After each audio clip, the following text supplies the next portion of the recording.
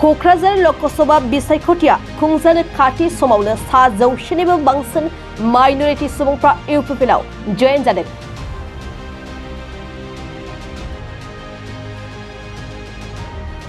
बावखुंग्रि एलएसिनि सिङाव थानाय मालगाव ओनसोलनि 100निबो बांसिन माइनरिटि हारिनि सोद्रोमाफोरा इउपिपिएलआव हाबदों।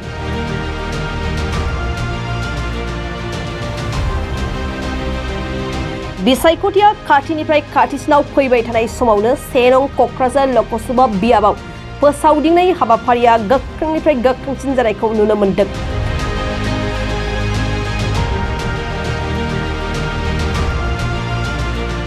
बेबायदिनो दिनैबो बावखुंग्रि ब्लकनि सिङाव थानाय मालगावआव बावखुंग्रि बियाबनि TCLCCनि मासिगिरि सन्जय बसुमतारीनि दैदेननायाव दिनै 100निबो बांसिन माइनरिटि हारिनि सुबुंफ्रा रायजो सभानि MP रोनगोरा नार्जारिनि नुजाथिनायाव इउपिपिएल दलाव जयेन जायो।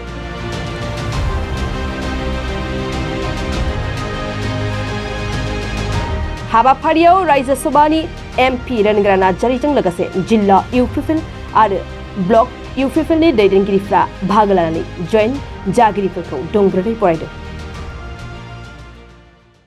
बयबो ज' जाजाय जोंनियाव एबार इउपिपिएल हान्जानि बिजाथिखौ देरहाहोनो थाखाय बयबो माने मिनि खुसियै ओंखारबोदों।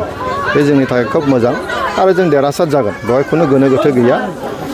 बिपिएफआ आगोलनि जि परिबेस बे गैला दा, बिथांमोनखौ रायजोफ्रा जोगारबाय आरो बिपिएफआ मावनोबो रोंबोआखै आरो बिपिएफआ बुंनो थाङोबा बिसोर सान्थियाव खामानि मावनो रोङा, बिसोर असान्थिनि समावसो खामानि मावनो रोंगौ।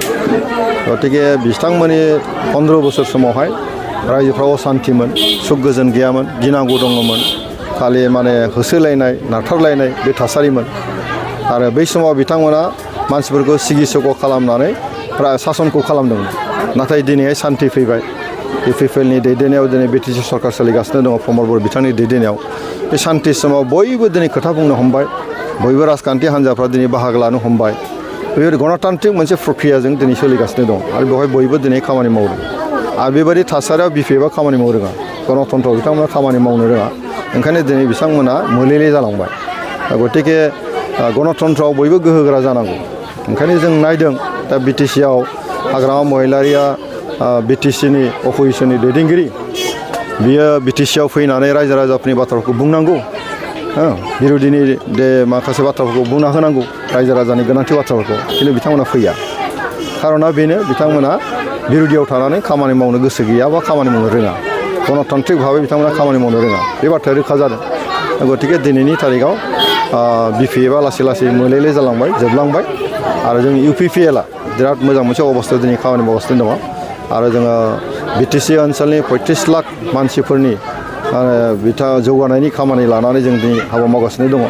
भारत सरकार, आसाम सरकार जोंखौ अनगासिनो दङ, जोंनि फारफ्रोमबो बिथिङाव जोंखौ मदद होगासिनो दङ आरो बेनि थाखायनो जोङो मोनसे गोजोर जे मोनसे थासारिनि खोब प्रयजन दङ आरो बेखौ जोङो सान्थि जौगानाय गासैबो बिथिङाव गोजोरै खामानि मावनो थाखाय इउपिपिएलआ हागोन।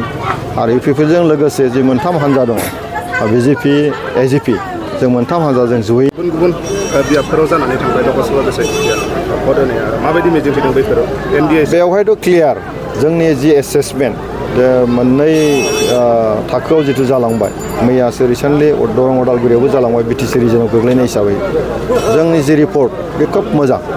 रायजोफोरा जों जेखौ आसा खालामदों बेबायदिनो होदों आरो रिजाल्टआ फैथोंसै। दाथ' आरो इभिएमनि सिङावसो हाबजोबनानै दङ, खिन्थु जोङो रायजो राजाफोरनि जि ओंखारबोनाय, रायजो राजाफोरनि गोसोनि बाथ्रा जि बुंनाय, बेनिफ्राय जों हमनो हायोथ'। गतिके बेवहाय बिपिएफआथ' फैखायानो, बयबो मिथिखागौआनो, गुबुन बाथ्राखौ रावबो सानाखै। खालि माने दरं अदालगुरियाव जोंनि केन्डिडेटआ दिलीप सैखियामोन, बिथाङा माने पदमफुलनि बिजाथि, बिजेपिनि बिजाथि। आरो जोंहा मोनसे बाथ्रा दङ जे इउपिपिएलआ दरं अदालगुरियाव बिजेपिखौ मदद होगोन आरो बिजेपिया जोंनि क'क्राझाराव जोंनि ट्रेक्टरखौ मदद होगोन, जयन्त बसुमतारीखौ मदद होगोन आरो बेबायदिनो जाबाय थादों। दा जों अलरेडि जोंनि इउपिपिएलनि गासैबो सोद्रोमाफ्रा, रायजो राजाफ्रा दिलीप सैखियाखौ देरहानो थाखाय मैया भट होलांबाय आरो 7 तारिखआव जानो गोनां जोंनि जयन्त बसुमतारीनि जि बिसायख'थि, बेवहाय गासिबो बिजेपि एजिपि ट्रेक्टराव बयबो भटखौ होनानै जोंखौ देरहासार खालामो।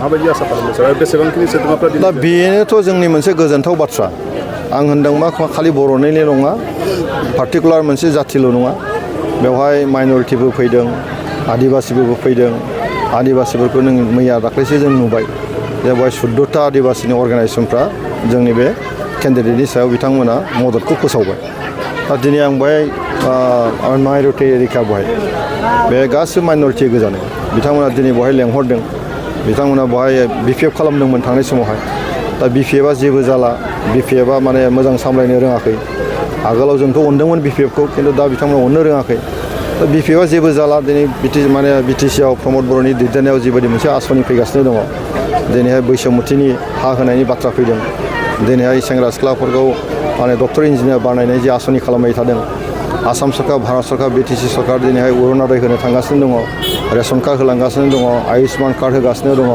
फ्रि इडुकेसन होगासिनो दङ कलेजाव फरायनाय गथ'फोरनि थाखाय मदद होनो थाखाय दिनै आसनि लागासिनो दङ बे गासै बाथ्राफोरखौ आथिखालनि रायजो राजाफ्रा बयबो मिथिदों बुजिदों ओंखायनो BPFखौ बयबो नागारनानै जोंनि UPPL हान्जाजों फैदों आरो सोरबा BJPआव हाबैदों आरो माइनरिटि एलेकानि बांसिन मानसिफ्रा जोंनि UPPLआव फैदों आरो बिथांमोना मोजाङै खामानि मावगासिनो दं आरो भबिष्यताव जों जयैनो खामानि मावलांगोन बे बाथ्राखौ जों रोखा जानो हायो কারণটা হল আমি আগতে BPFতে আছিলোঁ নাকি এতিয়া আমি APPLক ভাল পাই আনে আমি APPLত জইন কৰিছোঁ কোনটো প্ৰাইমাৰী পঢ়া হয় প্ৰাইমাৰী সাউথ ইষ্ট বাঁশবাৰী কি আশা কৰিব যেহেতু আজি UPPLত জইন আজি APPLত জইন কৰাৰ আশা যেগুলো আমার সমস্যা আছে সমস্যাগুলো যাতে সমাধান করা পারে মানে আমি যাতে রাইজক অলপ মৰম কৰিব পাৰোঁ এই কাৰণত আমি APPLত জইন কৰিছোঁ কেইজন জইন কৰিলে আজি আমি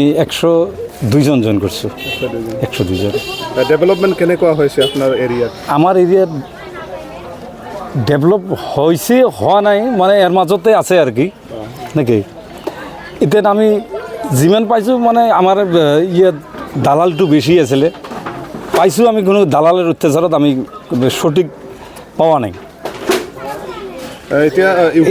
এতিয়া APPLে যেইটুক করছে আর কি আমার পক্ষে খুব রাজ্যের পক্ষে খুব ভালো হয়েছে আমি তার কারণত APPLত জইন করছি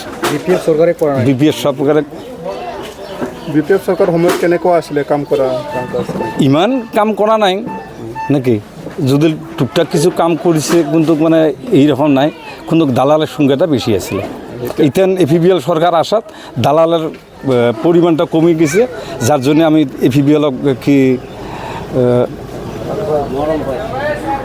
ভাল পাই আমি ইয়াতে জয়েন করছি